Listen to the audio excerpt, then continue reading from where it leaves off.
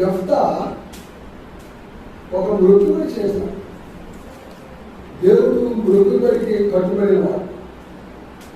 మృక్కుబడి చేసినప్పుడు గొప్ప కార్యాలు దేవుడు చేస్తాడు.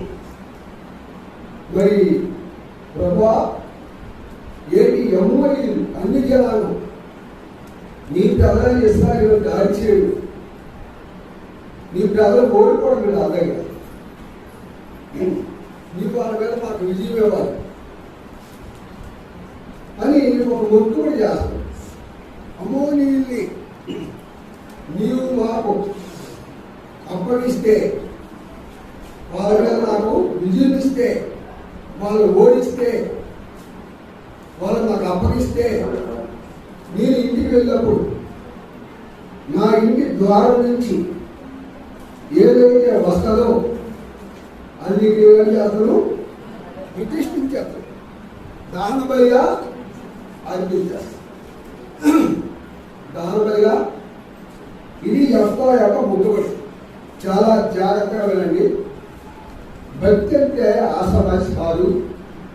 ఇలా విన్నప్పుడు మనం ఎంత పదవి ఉన్నామో భక్తిలో మనం తెలుసుకోవాలి. ఒక వారంలో ఒక భరించాలి.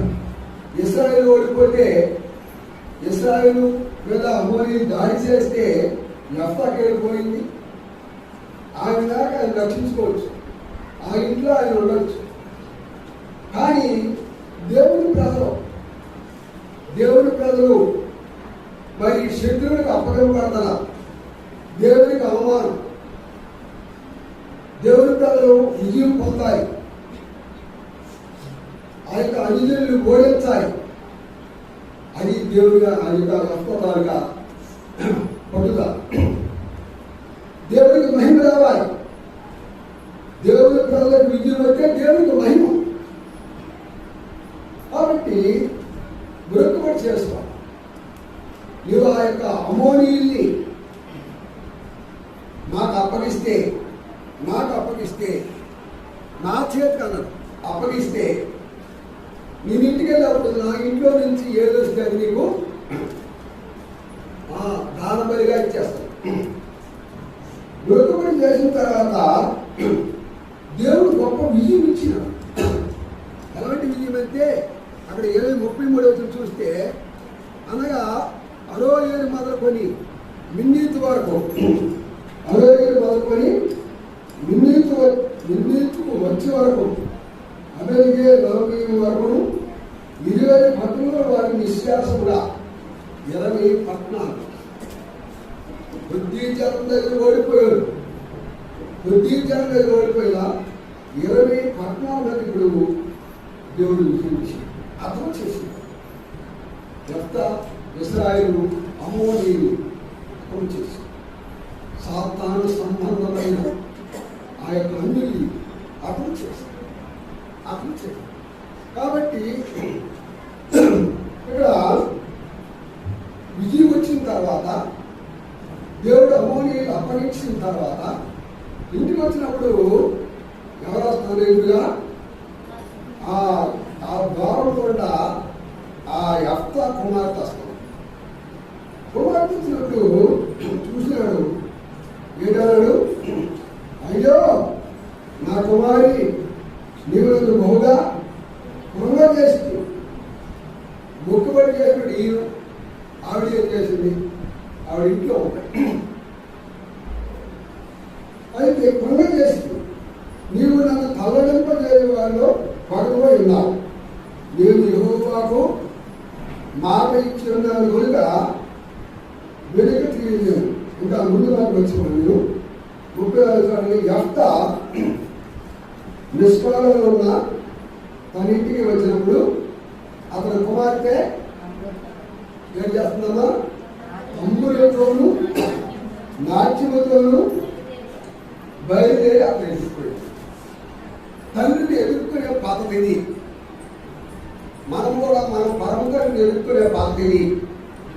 తంబురతోనూ నాట్యముతోనూ 150 కీర్తన 4వ చదవండి.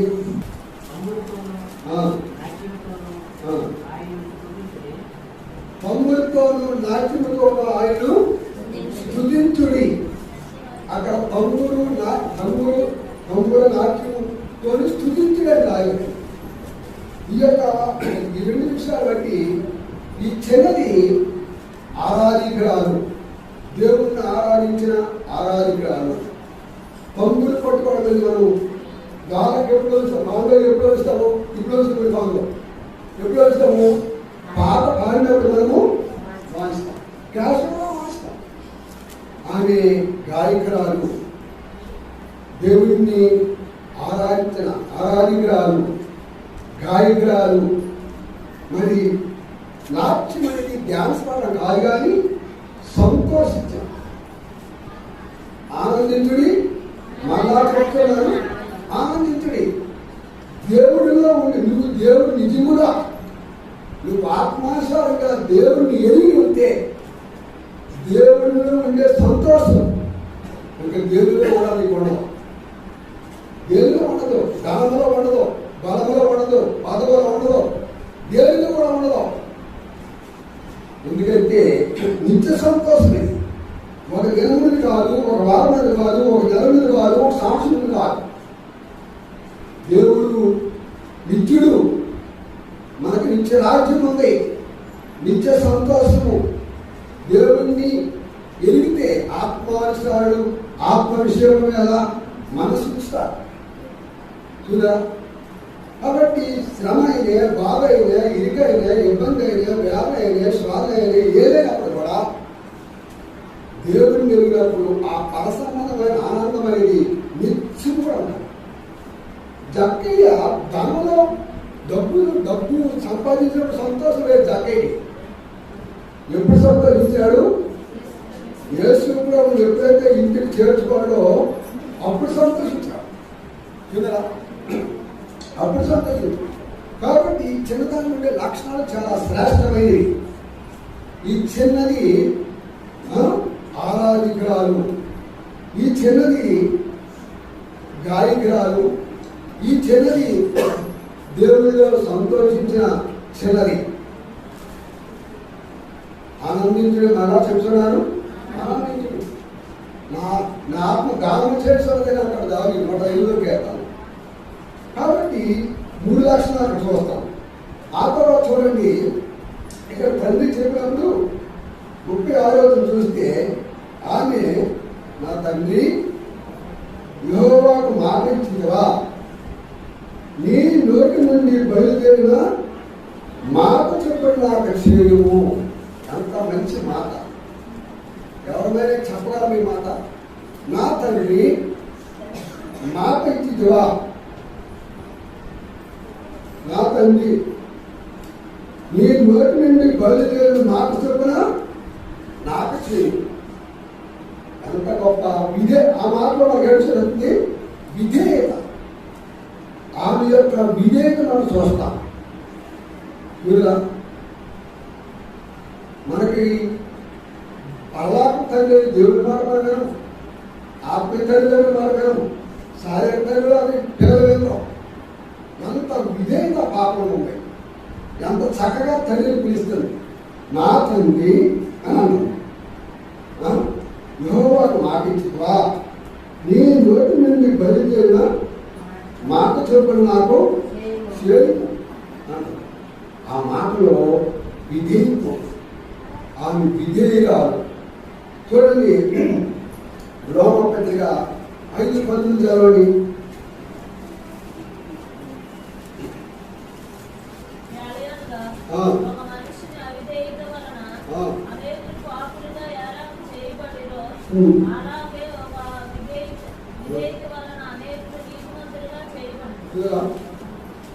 ఏలయనగా మన అవిధేయకి ఎంత నష్టం జరుగుతుందో ఇక్కడ అవిధేయకి విధేయకి ఉండే డిఫరెన్స్ మనం చూస్తాం. అవిధేయకి వల్ల ఉంటే నష్టం, విధేయకి ఉంటే లాభం. ఏలయనగా ఒక మనిషిని అవిధేయకి వలన అనేకులు పాపులుగా ఎలా చేయబడిలో ఎవరా మనిషి? ఆదాము వల్ల మనం అందరం పాపమే. ఆజ్ఞ నుంచి పాపం చేసినాడు ఆదాము చేసిన పాపం, ఎవరు చేసిన చేసిన పాపం వల్ల అక్కడ 12వ వచనం కూడా చూడండి, 5:12. ఇట్లుండగా ఒక మనుషుని ద్వారా పాపము ద్వారా మరణము లోకంలో ఎలా ప్రవేశించడమో అలాగే మనుషులందరూ పాపం చేసిన మరణం అందరికీ అవిధేయత. మనము విధేయులో ఉన్నామా అవిధేయులో ఉన్నామా? ఈ వాక్యం మన వరకే. ఆ పాపలో విధేయత మనం చూస్తాం. ఆ చిన్నదానిలో వయసులో చాలా చిన్నది, భక్తిలో చాలా పెద్దదిగా ఉన్నట్టు మనం చూస్తాం. మన వయసులో చాలా పెద్దవారిగా ఉన్నాం కానీ భక్తిలో చాలా చిన్నవారిగా ఉన్నట్టు చూడరా. వాక్యం వినడం కాదు, వాక్యాన్ని అనుసరించాలి. వాక్యం అనుసరిస్తూ ఆ జీవితాన్ని మనం చర్చిస్తుండాలి. లోకంలో గ్రామంలో ఇలాంటి పరిస్థితి జరుగుతుంటే దీనికి కారణం మనం కూడా ఉండొచ్చు. ఆనాడు అమోరీయులు ఇశ్రాయేలు యుద్ధానికి వచ్చినప్పుడు ఆ యుద్ధానికి ఉండే మంట నీకు రాకుండా, ఆ చిన్నదానికి ఉండే చేప నీకు రాకుండా అప్పుడే ఇలాంటి అమోరీయులు మనం జయించగలం, ఇలాంటి సాతాను సంబంధాలు మనం జయించగలం, ఓడించగలం. లేకపోతే నాకెందుకు నామటికి లేనప్పుడు వెళ్తే మనము దేవుడి దగ్గర లెక్క అప్పగించుకుంటాం. దేవుడి దగ్గర లెక్క అప్పగిస్తాం కదా. కాబట్టి ఒక మనిషిని అవివేక వలన అనేకులు పాపులుగా ఎలా చేయబడో అలాగే ఒక వివేక వలన అనేకులు నీతిమంతులుగా చేయబడ్డారు. ఇక్కడ ఫిలిప్పీ గారి పత్రిక 2వ అధ్యాయము చూడండి, 8వ వచనం కాబట్టి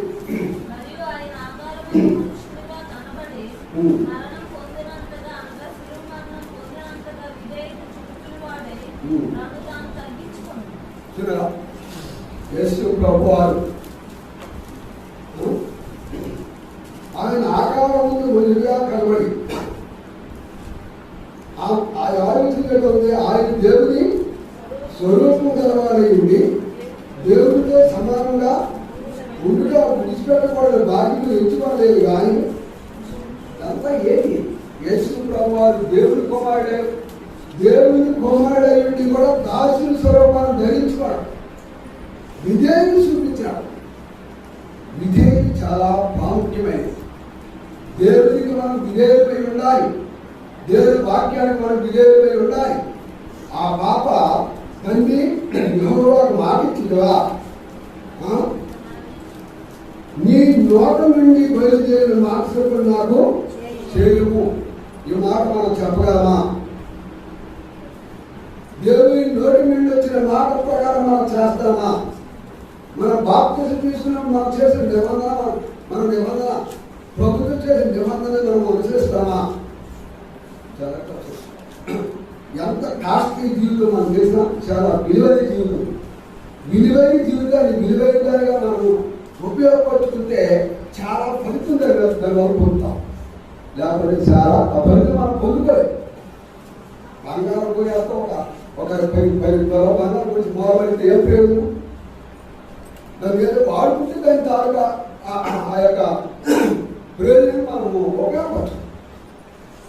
నీ రక్షణ చాలా ఖరీదైనది, విలువైనది. దాన్ని నువ్వు జాగ్రత్తగా వాడుకుంటే మంచిది. ఆ చిన్నదైనట్టుగా నీ మాట చొప్పున నాకు చేయము. మన తండ్రి మాట చొప్పున వాక్యాన్ని చొప్పున మనం చేస్తే మనం ఎంతో ధన్యులము. దేవుడికి విధేయులై ఉండేవారు అవుతాం, వాక్యానికి విధేయులై ఉండేవారు అవుతాం. కాబట్టి ఆ పాప ఆ మాట చింతుతారో ఆమెలో విధేయత చూస్తాం. ఎన్ని లక్షణాలు చూసాము? మొదటిది ఆరాధించిన చిన్నది, రెండవది గాయకురాలు, మూడవది దేవుళ్ళలో సంతోషించిన చిన్నది. మనం చిన్న సాధనకి ఏడుస్తాం, చిన్న మీద సంతోషిస్తాం, లోక సంబంధ విషయాల్లో సంతోషిస్తాం, వ్యాపారం లాభం రాకపోతే ఏడుస్తాం, దేవుళ్ళలో పక్క పెట్టేస్తాం, వ్యాపారం నష్టమైతే ఏడుస్తాం, లాభం ఏడుస్తాం, మంచి కొంచెం లాభం అయితే సంతోషిస్తాం, వ్యవసాయం పోతే ఏడుస్తాం, వ్యవసాయం బాగుపడితే మన సంతోషం మన విచారణ ఇక్కడ ఉంటాం. కానీ భక్తి యొక్క భక్తులకు ఎప్పుడు విచారం ఉండదు, ఆ నిత్యం సంతోషం ఉండదు. అబ్రహ్మ నేను ప్రేమించిన కుమారుడు నాకు బలమైనప్పుడు మా నాకు వేటవుతాం, హాయిగా నిద్రపోవాడు. ఆ మహాత్ముడు హాయిగా నిద్రపోయి తెల్లవారి చక్కగా కొడుకుని తీసుకుని బలేవాడు. కాబట్టి సఫర్మేషన్ కవితలు కూడా అది కూడా లేదు, ఏమాత్రం వాళ్ళు వేడలేదు. ఇవన్నీ కూడా భక్తుల యొక్క జీవితాలు మనం వింటామే కానీ మనము దాంట్లో మనుషులు కాకపోవడం. కాబట్టి నీ మాట చొప్పున నాకు చేయమనే మాటలో ఆమె ఏటోని విధేయత. తరువాత యెహోవా నీ శత్రులైన అమోనీయుల మీద పగ తీర్చుకొని ఉన్నాడని ఆమెతో, తండ్రి నీ శత్రువులు, నీ ప్రథమ శత్రువులు, వాడు దేవునికి శత్రువులు, వాడు సాతాను సంబంధులు, వారు నీకు అప్పగించిన కదా దేవుడు, ఆ తండ్రి దేవుడు యెహోవా దేవుడు ఆ శత్రువులు నీకు అప్పగించాడు కదా. నీ కుమార్తెని నువ్వెందుకు అలా ప్రలోభపడతాను? యెహోవాకు ఏ మాట ఇచ్చినాడో మాట ప్రకారం చెయ్యు. ఇక్కడ ఈ మాట నువ్వు ఏడు చెప్తారు, యెహోవా నీ శత్రువులైన అమోరీయుల మీద పగ తీర్చుకొని ఉన్నామని అతనితో చెప్పారు. ఇక్కడ కృతజ్ఞత, ఆమెలో కృతజ్ఞత జీవితాన్ని మనం చూస్తాం. శత్రువులు అప్పగించాడు కదా, దావిది ఏడాడు ఆయన చేసిన ఉపకారంలో దేని మరొకటి ప్రతి విషయం ప్రార్థన దశరథ లేడుంది, ప్రతి విషయం కూడా ప్రార్థన విజ్ఞాపన ద్వారా చూపించలేదు. ఇప్పుడు ఈమె కృతజ్ఞత తెలియజేస్తుంది. యెహోవా నీ శత్రువులను అమోరీయుల మీద పగ తీర్చుకుని ఉన్నాడు కదా అని తండ్రిని బాధపరుస్తుంది. తండ్రి బాధపడిపోతాడు. ఎంతమంది పిల్లలు ఆయనకి? అంత మా గుడ్డు ఎంతమంది పిల్లలు? ఒక్క మాటే. ఇంకా మగలు లేరు, ఆడపిల్లలు లేరు. ఇప్పుడు ఆ కుమార్తె ఏం చేయాలా? బలేవాళ్ళని తండ్రి మాత్రము మరి బాధపడిపోతాడు. కుమార్తె మాత్రము తండ్రిని ఎంత చక్కగా ఎంత విధేయంగా ఉందో చూడండి. ఆమె అనుకుంటుంది, నేను నా ప్రజలైన ఇశ్రాయేలు రక్షణ నిమిత్తం మా శత్రువులైన అమోనీయుల్ని జయించే నిమిత్తం, ఓడించే నిమిత్తం, ఆ శత్రువుని దేవుడిని మాకు అప్పగించే నిమిత్తం నేను నా జీవితం దేవునికి సమర్పించుకోవడం నాకు ఎంతో ఆనందంగా ఉంది అని అనుకోవచ్చు. కృతజ్ఞతా భావం చూపిస్తున్నాక తర్వాత చూడండి 37. మరియు ఆమె నా కొరకు చేయవలసింది ఏమనగా 2 నెలల వరకు నన్ను విడువు, నేను నా చీకట్లో పోయి కొండల మీద ఉండి నా కన్యకను కొట్టి ప్రలాపించుకొని తండ్రితో చెప్పగా అతను కొమ్మని చెప్పి 2 నెలల వరకు ఆమెను కోరించిన వరకు ఆమె తన చీకట్లతో కూడా పోయి కొండల మీద తన కన్యకను గురించి ప్రలాపించాను. చూడా ఎంత నేను దేవునికి, సృష్టికర్త అయిన దేవునికి నేను ఒక కానుకగా ఇవ్వడం, నేను అర్పణగా దేవునికి ఒక అర్పణగా అర్పింపబడ్డం, దహనబలిగా అర్పింపబడ్డం ఎంతో ధన్యురాలే. అయితే నాలో ఏదైనా మురికి చేరిందా? తండ్రి సృష్టికర్త దేవునికి, ఆకాశ మహాకాశపడి దేవునికి, ఆ జీవంగా దేవునికి ఒక అర్పణగా నన్ను వర్తిస్తాను కదా.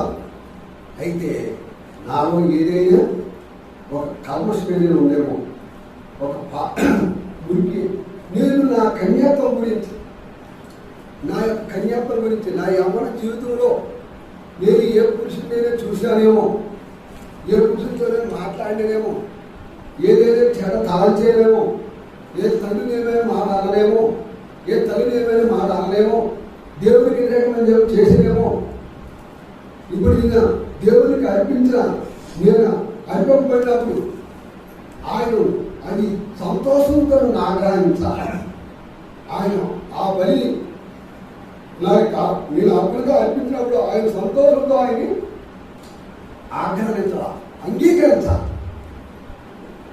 నేను ఆ కొండ మీదకి వెళ్ళిపోయి ప్రలాపిస్తాను నా కన్యాత్వం గురించి. యవ్వన వయస్సు పిల్లలందరూ కూడా ఇది చాలా యెఫ్తా కుమార్తె మీకు ఒక పాఠం. ప్రతి ఒక్కరు కూడా మన అందరికీ కూడా ఒక పాఠం. ఒకరి భారంలో కూడా భరించుడి. ఆ ఇశ్రాయేలు ఓడిపోతే అమోరీల దగ్గర ఇశ్రాయేలు ఓడిపోతే నాకేడిపోయింది. ఓడిపోతే వారే పోతారు, చంపితే వారు చస్తారు అని యెఫ్తా కానీ తన కుమార్తె అనుకుంటే ఇశ్రాయేలుకి విజయం రాదు. అమోరీల దగ్గర ఇశ్రాయేలు ఓడిపోవలసిందే. ఇలా చాలా చేసి ఇస్తే నేను నశిస్తాను నా జాతిని. ఈనాడు యెఫ్తా లాంటి భక్తులు తండ్రులు, యెఫ్తా కుమార్తె లాంటి ఎవరి పిల్లలు లేవాలి. ఇలాంటి అమోరీలు నిర్మూలన కావాలంటే గ్రామంలో ప్రపంచంలో సాతాను సంబంధమైన సమూహము, చీకటి యొక్క సమూహము, ఇలాంటి వేషాలు వేసిన వారు నిర్మూలన కావాలంటే యెఫ్తా లాంటి మృగబడులు కావాలి. యెఫ్తా లాంటి ఆ ఆత్మీయత కావాలి. ఆ యెఫ్తా కుమార్తె లాంటి సమర్పణ జీవితం కావాలి. అప్పుడే నీ శరీరమై అమోని, లోకమైన అమోని, సాతాను సమూహమైన అమోని నువ్వు ఓడిస్తావు. అది నీ జన్మే ఉండాలి, మన జన్మే ఉండాలి. దేవుని రాజ్యాన్ని కట్టాలి, సాతాను రాజ్యాన్ని ఓడించాలి. నువ్వు రాతాను రాజ్యాన్ని ఓడించకపోతే విశ్వాసం